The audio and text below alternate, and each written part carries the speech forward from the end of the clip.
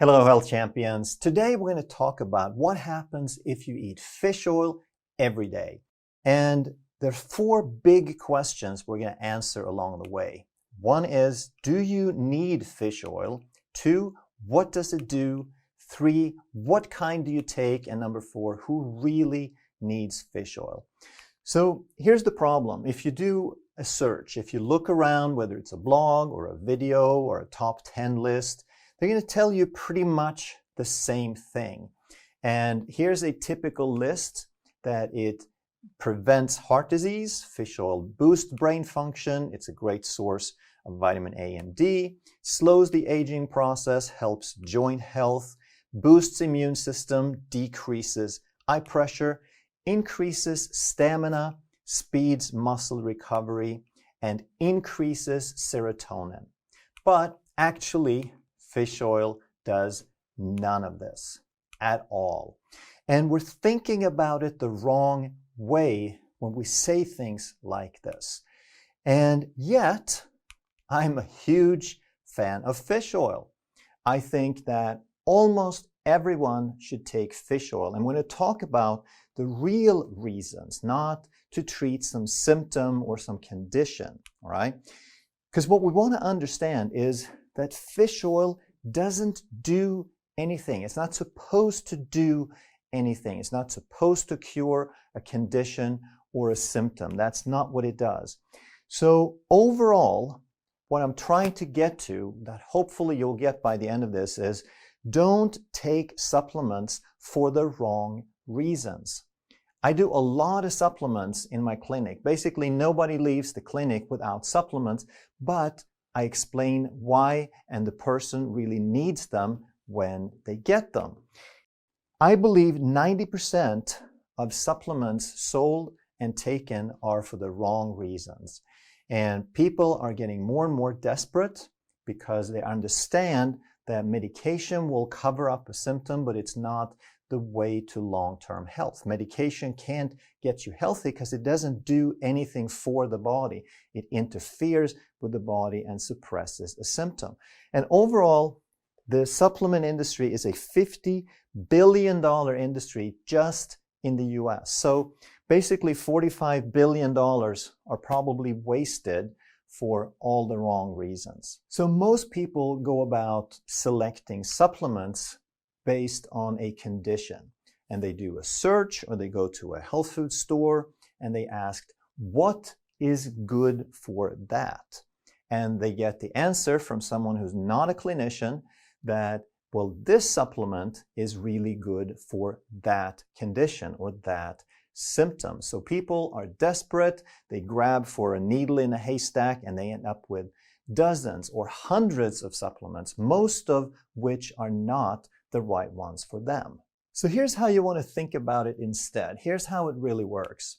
If you need something, if your body has a need for something, that's called essential. That means it's necessary for life. It's something that your body cannot manufacture on its own or manufacture from something else. You have to provide that to the body or you die.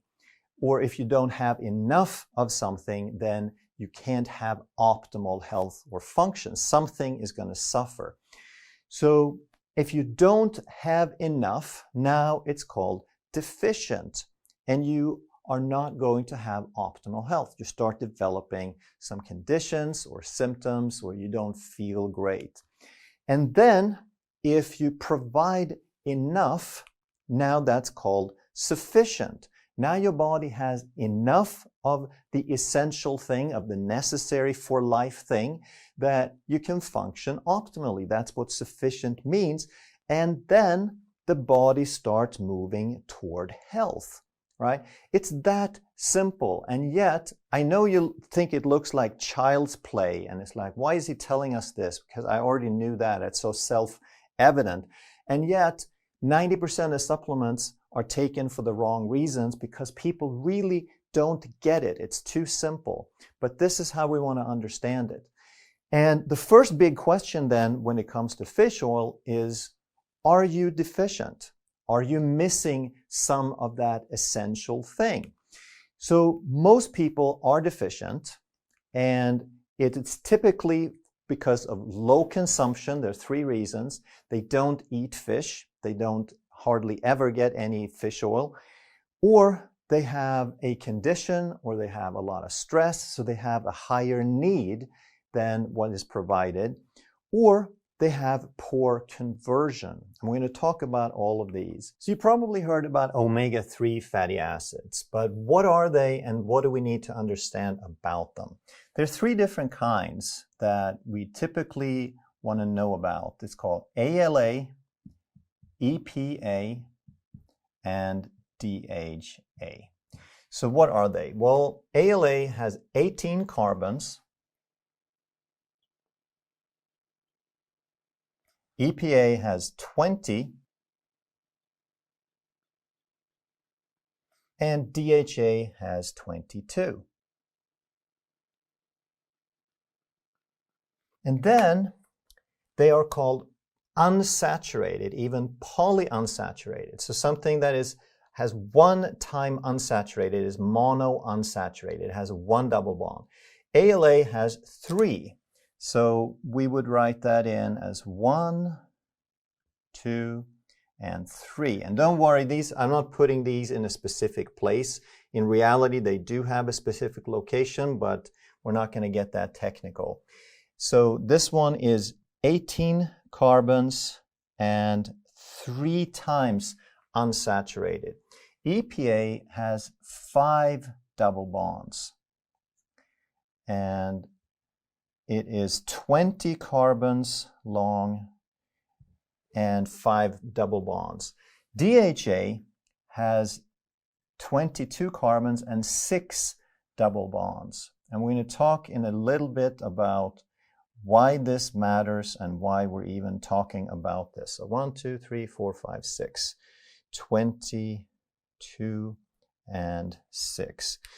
So a saturated fatty acid has no double bonds. It tends to be in a straight line because these single bonds, they can swivel freely, and this molecule likes to not be crowded. So it tends to stretch out where everything kind of goes away from each other.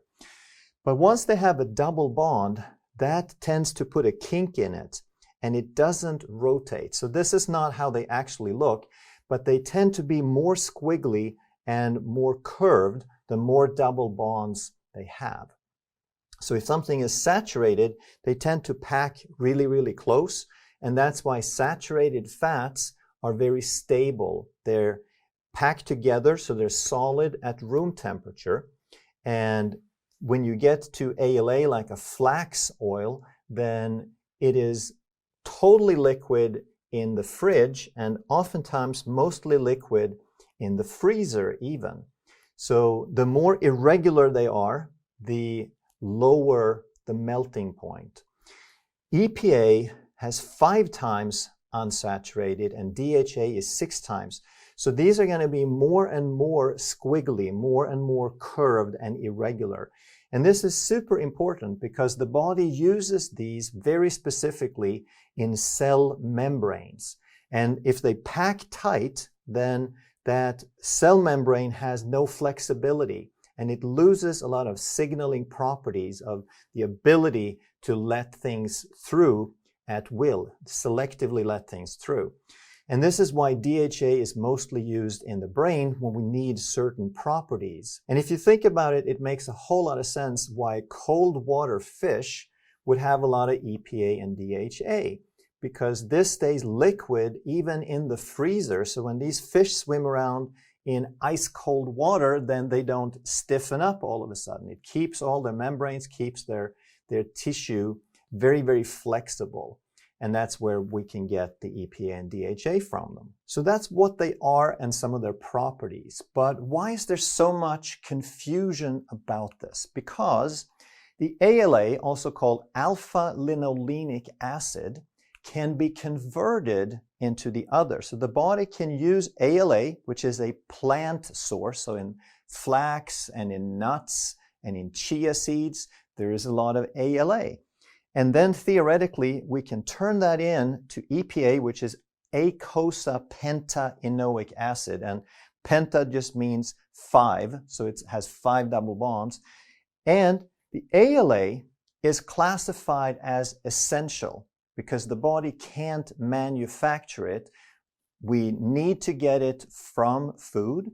So therefore, ALA is classified as essential, but because we can turn ALA into EPA, theoretically, then EPA is not essential. We wouldn't absolutely have to eat the EPA. But we'll talk more about that, why it gets so confusing, why this is the stuff that we really need, but this one is the one classified as essential or necessary for life. And then the DHA stands for docosahexaenoic acid, and the hexa just means 6. So in order for us to convert the ALA into EPA, we need an enzyme called delta-6 desaturase. Don't worry about the names. I'm just trying to give you the flow of things so you understand why things are necessary. And this D6D is a rate-limiting step, meaning if we don't have enough of this, then this process stops completely. So if we look at it this way, ALA, if we have a good amount of the D6D, delta-6 desaturase, we could turn about 5% of the ALA into EPA. But notice it says less than, and we'll talk about that. The DHA typically is less than 0.5%. So very, very little. We can eat tons of flax and flax oil, and yet not a whole lot gets converted. And what if there are additional things? This is under a good scenario. What if there's more things that inhibit, that interfere with this enzyme? Then even less is going to be converted. So what is it that interferes? Well, things like insulin resistance, which over 80% of the population has. If you eat a diet high in omega-6 acids, which is grains and grain-fed meat and seed oils and all those things. So we are supposed to get about a 1-to-1 ratio between omega-6 and omega-3, or maybe as high as 4 parts omega-6 to 1 part omega-3, but most diets are about 20-to-1. So that's going to push us toward a pro-inflammatory state, and it's going to inhibit further this enzyme. If we eat a lot of sugar, if we eat a lot of processed foods, if we have inflammation, and if we have stress, all of these things will interfere even further with this conversion, which means if you have one or several or all of these, you're probably really close to 0 on that conversion. So if any of these items on the list apply to you, or if you don't eat a whole bunch of fish on a regular basis, then you are probably deficient in fish oil. So that brings us to the second big question, which is, what is it really that fish oil does for us? And the first thing is that it normalizes inflammatory responses. And you probably have heard by now that cardiovascular disease, diabetes, metabolic diseases, most of the degenerative diseases are caused by chronic low-grade inflammation. So it means the body doesn't have the resources or the circumstances to balance inflammation. So fish oil helps us do that. So fish oil basically helps prevent, if we have enough, we can prevent those conditions. And next, it is a precursor for hormones and chemical messengers. And finally, and most important probably, is it builds cell membranes. And you have 40 trillion cells in your body. Every tissue, your brain, your muscles, everything, every cell has a membrane. And that membrane is built up of a double layer of fatty acids.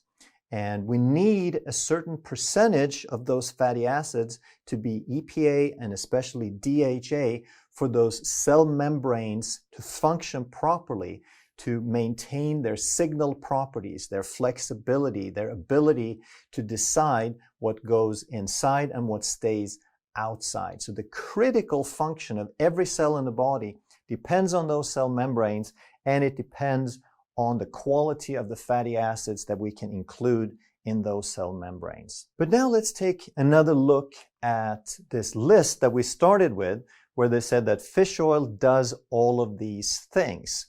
And now people get it wrong. They think by taking more fish oil, then they would prevent all of this. We want to understand this in a different context. So rather we say fish oil deficiency would cause a heart disease.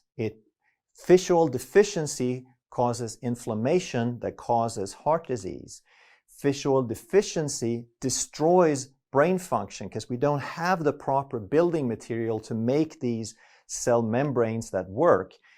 Fish oil is not a source of vitamin A and D. There's a specific type of oil called cod liver oil. So it's not the fish in general, it's the liver that has these vitamin A and D. So if you just take regular fish oil, then you're not getting any vitamin A and D.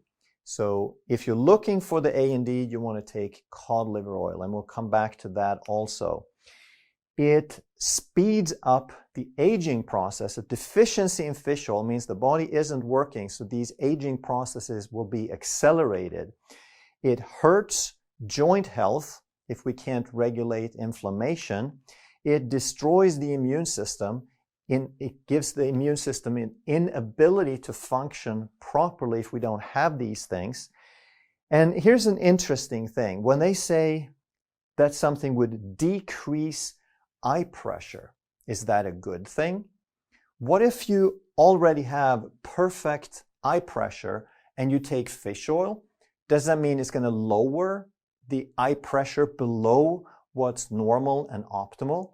See, people think of these things like medication. So if you take a blood pressure medication, it will lower blood pressure. If you have normal blood pressure, if you have perfect blood pressure, and you take a bunch of blood pressure meds, they will lower it below normal. It would be abnormally low. It would be dangerously low.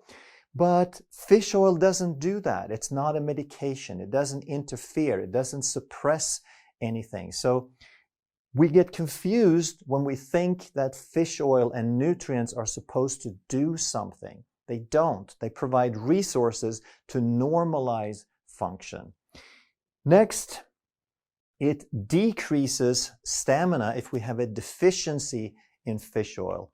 It will slow muscle recovery if we don't have the proper building materials. So those muscle cell membranes that we break with hard exercise, they need additional components. They need these fatty acids for the cell membranes when they repair. And then they say that fish oil increases serotonin.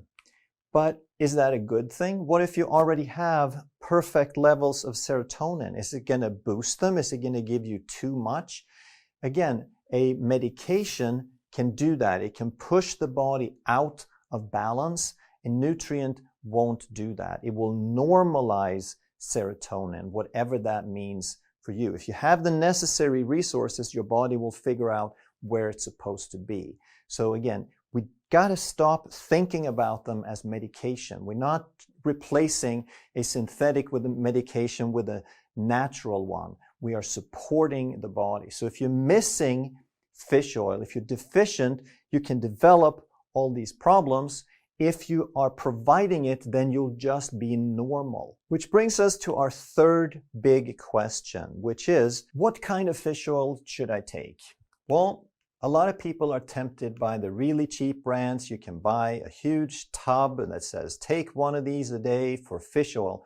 But the problem is they aren't concentrated. They don't contain a whole lot of the stuff that you want. And as a result, you might have to take 4 or more of these huge horse pills, 1,400 milligram capsules. They're gigantic to get the amount that you need. Plus, they don't specify if you're getting EPA or DHA. They just say omega-3s. And So the active component, the stuff you're really looking for, which is the final product, EPA, DHA, is only about 22% of it. And then you'd have to chomp down a whole bunch of pills. And a good brand, however, they're going to concentrate these fish oils. So in 2 capsules, which would be a lot smaller than those 4 big ones, you would only have to take 2 of those, and you would get about the same amount of fish oil because it's 55% of the capsule is what you're actually looking for. And these are just examples. Some are even better, and some of the cheap ones are even worse. And that may not even be the most important question. The question is the quality. What are you actually getting? Are they guaranteeing what you're getting? Are they filling it with stuff? But even if it's true what's on the label, then you have to ask, how was this produced? Has it been exposed to light? Has it been exposed to heat? Has the fish oil become rancid? Because if it's rancid, if they oxidize it, now it doesn't provide the things that you're actually looking for. And another thing is the toxicity, because the fish today are full of heavy metals and PCBs because they swim around in oceans that are polluted. So the good brands, they're going to use a process called molecular distillation. They're going to extract these fish oils very, very carefully and leave all of the heavy metals and the PCBs behind. So that might be the most important part. So don't try to save just a few dollars on a cheap brand, because you're probably not getting what you're looking for. And then there's a question of EPA versus DHA. Does it matter? What's the difference? Well, everyone needs both, but some people need more of one than the other. So depending on what you're looking for, it can get really, really complex, but in the simplest terms, the EPA is for the heart, for the cardiovascular system, more for general inflammation. And the DHA is more about brain. It is a building block for brain tissue. And if you just get your regular average fish oil, a good quality where they've concentrated it down from sardines or salmon or something, you're usually going to get a 3-to-2 ratio of EPA versus DHA. And quite frankly, I don't know why it turns out to a 3-to-2, because if you look at what's in the fish, they usually have more DHA. So I'm not sure why they do that, but that's how it is. And this would be if you're just looking for general support for a little bit of everything that we talked about, and especially inflammation and cardiovascular support. However, in my clinic, we check these. We test everybody to see what they actually need. And we find that a lot of people need different ratios of EPA to DHA. Their body prefer different ratios. So if you take something like cod liver oil, it's going to have the reverse ratio. And again, if you look at cod liver oil, it's not necessarily this ratio, but the brands that we use will typically have that. So it's a 2-to-3 where DHA has more DHA in it. And this is the kind of fish oil, cod liver oil, where you're actually getting a very good source of vitamin A and vitamin D. Other fish oil won't give you that, but if that's something you're looking for, then you can do that.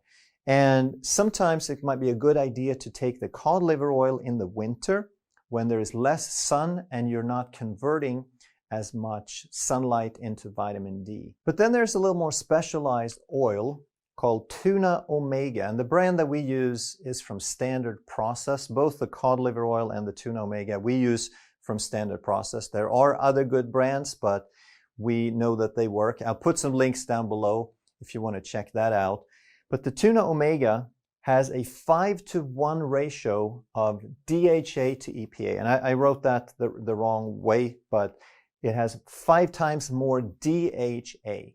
So this is when you're looking more for brain support. And these would be for people who have cognitive concerns, memory issues, focus, anxiety, or for kids with ADHD, it can be miraculous in calming them down and helping them focus. And then there are other products out there that will have even higher concentration, like a 10-to-1 or a 20-to-1 of DHA. But I rarely find in my office, we do have some of those on the shelf, but I rarely find that that's necessary because these are very affordable for what you're getting. And one example of how important the DHA is for the brain is that most people will eat a ratio of a close mix, like a 2-to-3 or a 3-to-2, and yet in the brain there is 250 times more DHA than EPA. So the brain doesn't really care for EPA at all. It wants the DHA because it's a building block. A very significant portion, I forget the percentage, but it's like a quarter of all the fatty acids or something like that is DHA. And if we don't have them, then the brain can't build proper cells and proper cell membranes. And the fourth big question is, who really needs to supplement fish oil? So the obvious one actually is people, women who are childbearing. And think about this. As the fetus forms, when it's just a few cells, like just a few cell layers thick, it's microscopic, the brain develops first. It's a very first structure because it's going to coordinate everything else. And in the very beginning, there is very, very little brain tissue, so it's not going to require enormous quantities. But at some point in development, 25% of the total mass of that fetus is brain tissue. And then as the rest of the body grows a bit and the brain grows, at birth, it's about 10%. So it's hugely important for that baby to have enough DHA, enough of the longest chain fish oil for that brain to develop.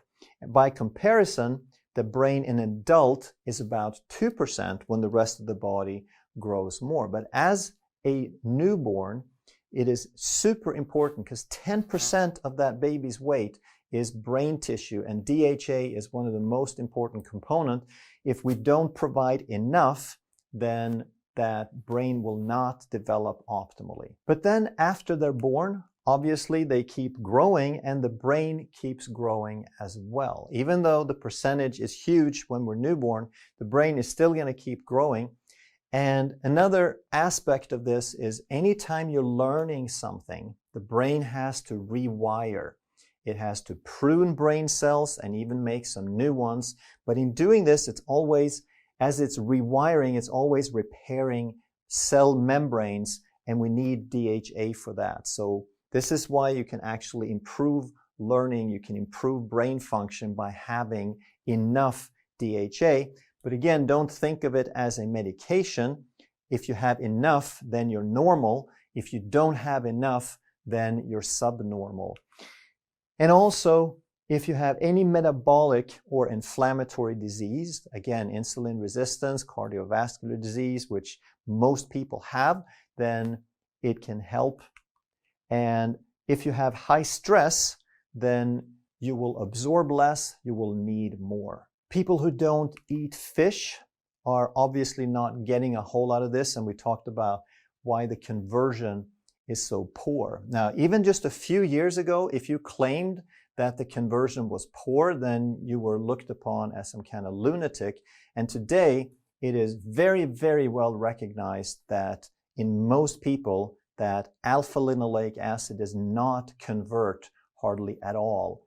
So the more people need it, the less it's being converted. And then if you just want to make sure, if you want it for prevention, just as insurance, then obviously you can do that. But if you eat fatty fish 3, 4, 5 times a week, and you eat a substantial amount, not just 4 ounces, but maybe 6 to 8 ounces, then you're probably getting enough, and there's really not a need. But I would probably say that I don't think there's 1% of the population that eats that amount of fish. If you enjoyed this video, you're going to love that one. And if you truly want to master health by understanding how the body really works, make sure you subscribe, hit that bell, and turn on all the notifications so you never miss a life-saving video.